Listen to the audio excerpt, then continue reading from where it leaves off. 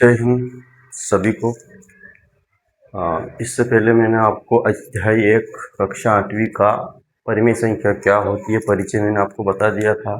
संख्या कितने प्रकार की होती है भी मैंने आपको समझा दिया था।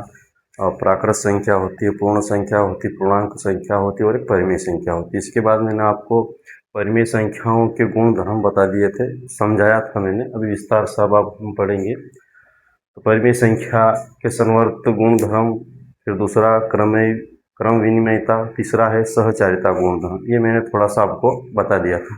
इसके बाद हम पढ़ेंगे संवृत्त गुण धर्म, है ना। संवृत्त गुण धर्म, इसको विस्तार से पढ़ने जा रहे हैं। मैंने यहाँ पे हेडिंग डाल दिया है संवृत्त गुण धर्म, ठीक है। ये क्या होता है ये आप समझेंगे, हम इसको हम अब विस्तार से समझने जा रहे हैं। यदि आप ये वाला वीडियो देख रहे हो तो ये देखने से पहले आपको इससे वाला जो पहले वाला मैंने बनाया था उसको देख लीजिएगा, ताकि आपको ये वाला समझ में आ जाए, ठीक है। चलो देखते हैं इसको, संवृत्त गुणधर्मों को देखते हैं हम। और मैंने आपको समझाया था कि संवृत्त गुणधर्म क्या होता है। ये सारा मैंने इससे पहले जो वीडियो बनाया था उसमें मैंने आपको समझा दिया था, लेकिन एक बार और समझ लेते हैं। संवृत्त गुणधर्म यानी कोई से भी, यानी इसमें हमने पूर्ण संख्या ले लिया है, पूर्ण संख्या को जोड़ने या घटाने पर वापस पूर्ण संख्या ही मिल जाए, उसको कहते हैं संवृत्त गुण धर्म, ठीक है। अब हम इसको विस्तार से पढ़ने जा रहे हैं। सबसे पहले हम पूर्ण संख्या को लिया है, इसके संवृत्त गुण धर्म के अंतर्गत पूर्ण संख्या को लिया है। तो देखते हैं पूर्ण संख्या के लिए यह संवृत्त गुण धर्म देखने जा रहे हैं। इसके अंतर्गत हम जोड़ देखेंगे, व्यकलन देखेंगे, व्यकलन का मतलब होता है घटाना, गुणा देखेंगे और भाग देखेंगे। इस संवृत्त गुण धर्म के अंतर्गत पूर्ण संख्या के लिए हम जोड़, घटाना, गुणा, भाग हल करके देखेंगे कि ये वाला नियम लागू है कि नहीं है पूर्ण संख्या के लिए। क्योंकि हमने परिभाषा में पढ़ा था कि दो पूर्ण संख्याओं का जोड़ने, घटाने या गुणा या भाग करने पर वापस पूर्ण संख्या ही यदि आती है तो हम कह सकते हैं कि संवृत्त गुण धर्म इन पे लागू है। यदि नहीं आता है तो हम कह देंगे कि इस पे लागू नहीं। अभी आपको मैं हल करके बताऊंगा तो समझ में आपको पूरा आ जाएगा, ठीक है। इसके लिए हमने पूर्ण संख्या उठाया है। यहाँ पे पूर्ण संख्या देखेंगे संवृत्त गुण धर्म के अंतर्गत। पूर्ण संख्या को हम घटा के भी देखेंगे, है ना, जोड़ के भी देखेंगे, गुणा करके भी देखेंगे और भाग करके भी देखेंगे। चारों चीज़ें हम देखेंगे और देखेंगे कि ये वाला नियम लागू है कि नहीं है, ये संवृत्त गुण धर्म। आइए देखते हैं। सबसे पहले हम योग करके देखते हैं, और योग किसका करके देखेंगे? पूर्ण संख्या के लिए। मैंने आपको समझाया था पूर्ण संख्या क्या होती है। जो संख्या 0 से स्टार्ट हो उसको बोलते हैं पूर्ण संख्या, अनंत तक जाती है, ठीक है। ये मैंने आपको समझा दिया था। अब इस पूर्ण संख्या को हम जोड़ करके देखते हैं। कोई सी भी उठा लेते हैं, इसमें से अनंत है, कोई सी भी उठा लेंगे। क्योंकि मैंने डैश डैश लगाया, इसका मतलब ये है कि बहुत सारी, और ये अनंत का चिन्ह है, ठीक है। ये अनंत का चिन्ह है। तो देखते हैं इसमें से हम कोई सी भी एक संख्या लेके देखते हैं, है ना। घटाना भी देखेंगे, गुणा करना भी देखेंगे, ठीक है। चलो एक संख्या कोई सी भी उठाता हूँ, यहाँ पे 0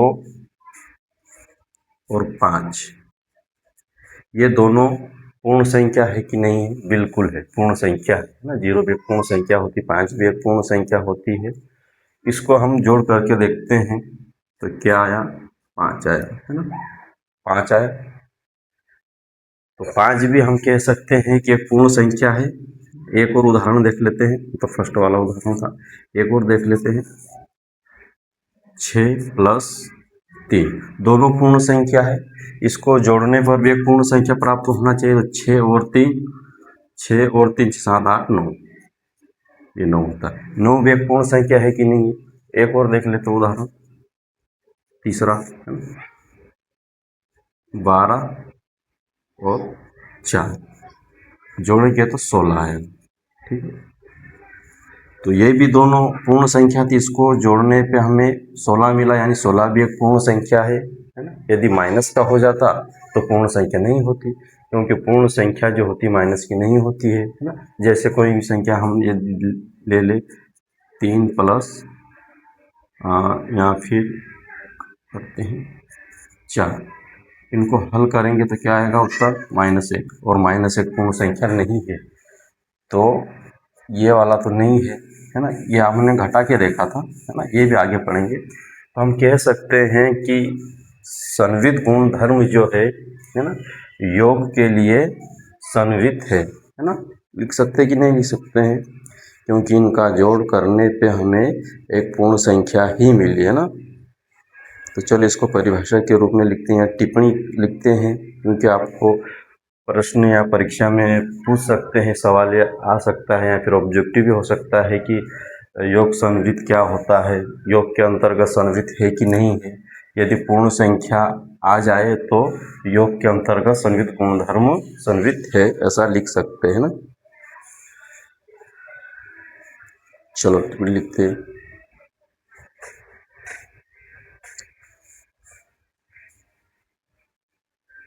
टिप्पणी लिखते हैं।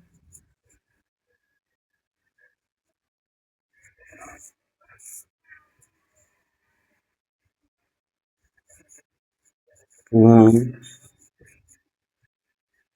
संख्या योग के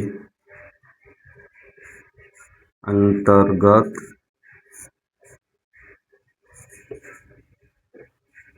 संवित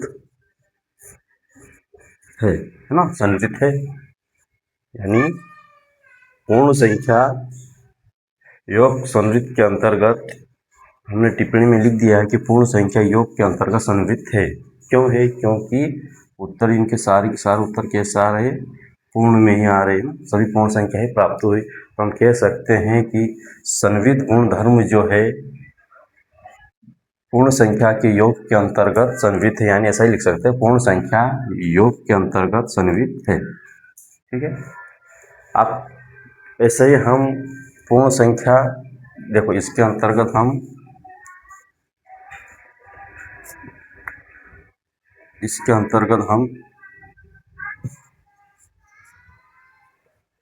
जोड़ भी देखेंगे,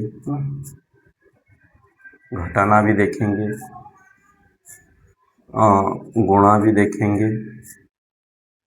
इसको थोड़ा गुणा, और अगला है इधर लिख देता हूँ भाग, है ना। चारों चीज़ देखेंगे हम उस पूर्ण संख्या के अंदर। हमने योग देख लिया है, और योग करने पे हमें ये गुण धर्म इस पे लागू हो रहा है योग के अंतर्गत। चलो इसको देखते हैं, व्यकलन। व्यकलन देखते हैं, इसमें व्यकलन का मतलब होता है घटाना। यहाँ लिख देता हूँ मैं, घटाना। ठीक है, इसमें आप कोई सा भी सवाल ले सकते हो आप, है ना। पूर्ण संख्या कोई सी भी लिख सकते हो, पूर्ण संख्या को घटा के देखते हैं। चलो इसमें देख लेते हैं 5 - 7, इसको घटा के देखा। थोड़ी मार्कर चेंज कर लेता हूँ। 5 - 7, इसको हल करा तो उत्तर आया हमें -2। ये आपको जोड़ घटाने आना चाहिए, क्योंकि माइनस का चिन्ह है तो घटाना होता है। तो 7 में से 5 जाएगा तो 2 बचेगा, और चिन्ह माइनस का आएगा, क्योंकि आपने 7वीं में पढ़ा होगा। मैं आगे आपको बताऊंगा चिन्हों का, अगले चैप्टर में आपको यही बताऊंगा कि चिन्हों का जोड़ घटाव यानी गुणा भाग कैसे करते, ये भी पढ़ेंगे हम। लेकिन यहाँ पे -2 में इसलिए लिखा क्योंकि बड़ी संख्या माइनस की है और घटाना है, तो घटाया और 2 लिखा, और बड़ी संख्या इसका तो प्लस और इसका माइनस है ना, तो -2 आएगा, है ना। बड़ी संख्या का चिन्ह इधर आ जाता है। चलो तो समझ में आया ये। अब हमें क्या मिला? -2, और -2 पूर्ण संख्या नहीं होती है। ठीक है, -2 पूर्ण संख्या नहीं होती है। यहाँ हमने देखा पूर्ण संख्या आपको किधर भी नहीं मिलेगी माइनस में। तो हमें तो संवित गुणधर्म जो है व्यकलन के अंतर्गत संवित नहीं है ना। क्यों नहीं है? क्योंकि -2 आया, और हमने तो पढ़ा था कि पूर्ण संख्या धनात्मक होती है ना। और ये भी हमें देखना है कि पूर्ण संख्या किस किस में लागू हो रही है ना। ये संवित गुण धर्म जो है पूर्ण संख्या के अंतर्गत किस किस में लागू हो रहा है। यदि आपको समझ में नहीं आए तो वीडियो को दोबारा देख लेना, है ना। मैंने इसको आपको समझा दिया है। ये संवित क्यों नहीं? क्योंकि -2 आया, और -2 पूर्ण संख्या का हम हल करके देख रहे हैं। यदि यही वाली संख्या मिल जाए तो गुण धर्म लागू हो जाता है। तो इसको हम लिख सकते हैं टिप्पणी में। चलो इससे लिख लेता हूँ टिप्पणी में। एक हम सवाल और करके देख लेते हैं ताकि आपको समझ में और आ जाए। 4 - 8 घटाया तो माइनस का 4। कोई सी भी पूर्ण संख्या उठा के आप देख लेना। चलो इसको 2 और 3 को उठा के देख लेते हैं। और इसको घटाने के लिए बोल रहा है तो माइनस का चिन्ह है, घटाया तो माइनस का, यानी किधर भी नहीं मिल रहा आपको। कोई सी भी पूर्ण संख्या को हम उनका दोनों को कोई सी भी पूर्ण संख्या को हम घटा के देखें तो माइनस का ही उत्तर आ रहा है, क्योंकि सेम पूर्ण संख्या नहीं आ रही है। इसलिए हम टिप्पणी में लिख सकते हैं, टिप्पणी में लिख सकते हैं कि पूर्ण संख्या व्यवकलन, ये व्यवकलन में इसलिए लिख रहा हूँ कि आपकी किताब में व्यवकलन भी लिखा हुआ है और आप समझ जाना व्यवकलन का मतलब होता है घटाना, है ना। और हम आपकी अभ्यास पुस्तिका कक्षा 8वीं से ही पढ़ रहे हैं, टॉपिक वाइज, है ना। तो पूर्ण संख्या व्यवकलन के अंतर्गत संवृत नहीं है ना। संवृत क्यों नहीं है? क्योंकि पूर्ण संख्या हमें नहीं मिली, संवृत नहीं है। यानी संवृत गुण धर्म जो है पूर्ण संख्या में व्यवकलन के अंतर्गत लागू नहीं होता है, क्योंकि हमें पूर्ण संख्या लाना था तो पूर्ण संख्या नहीं मिली। चलो अब देखते हैं, हम गुणा में देखते हैं कि ये गुण धर्म लागू होता है कि नहीं होगा। धीरे धीरे आपको समझ में आ जाएगा, है ना। ऐसे ही हम प्राकृत संख्या लेंगे, उसमें चेक करके देखेंगे। वैसे ही हम पूर्णांक संख्या लेके देखेंगे, उसमें ये सारे गुण धर्म चेक करेंगे। और इसी प्रकार परिमेय संख्या में भी देखेंगे, है ना, कि ये गुण धर्म लागू होता है कि नहीं होता है। चलो गुणा में करके देखते हैं। गुणा में कोई सी भी संख्या ले लो आप, जैसे मैं ले लेता हूँ 4 और 5। इसका गुणा करके देखते हैं, क्योंकि दोनों मैंने पूर्ण संख्या ली है। अब हमें पूर्ण संख्या ही मिलना चाहिए। 20 एक पूर्ण संख्या है कि नहीं है? अब यहाँ मत देखना, मैं डेश लगा दिया, यानी 20 भी है यहाँ पे, ठीक है। अनंत डेश का मतलब होता है चलते ही जाता है। तो 4 × 5 = 20, है ना। एक पूर्ण संख्या हमें मिली। चलो एक और उदाहरण देख लेते हैं। 3 और 2, 6, ये भी पूर्ण संख्या है ना। अतः हम कह सकते हैं, टिप्पणी इसकी कर सकते हैं,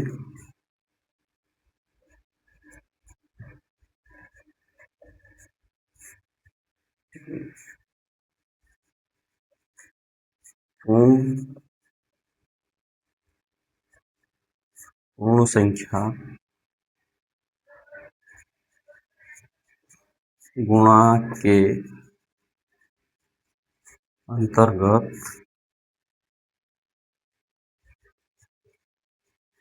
संवित है ना। यदि आपको समझ में नहीं आए तो वीडियो को दोबारा देख लेना। चलो भाग करके देखते हैं ऐसे ही। अब भाग में कोई सा भी एक उदाहरण ले लेते हैं, जैसे 5/8 है ना।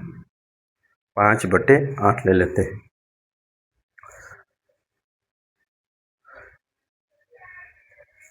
5/8 इसका भाग करके देखा तो क्या आया? सॉरी, इसको भाग का चिन्ह लगाते हैं हम, या फिर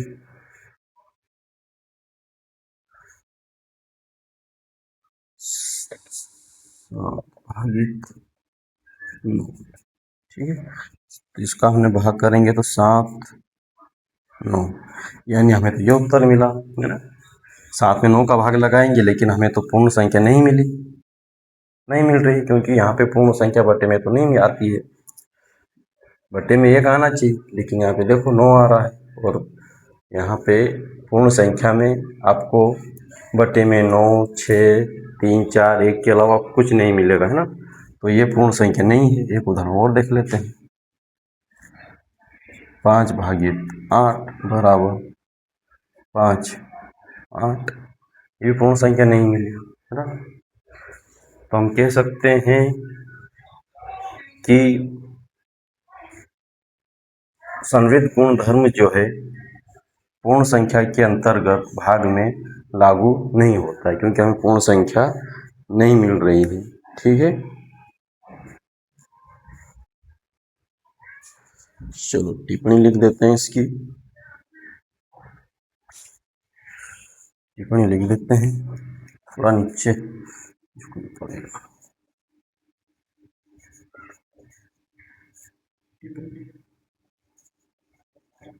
पूर्ण संख्या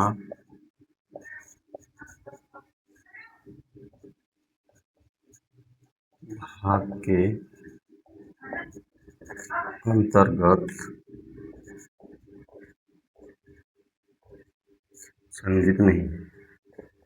ठीक है, इसको आप याद क्या रखोगे कि पूर्ण संख्या जो है संवृत्त में कहाँ कहाँ लागू हो रही है।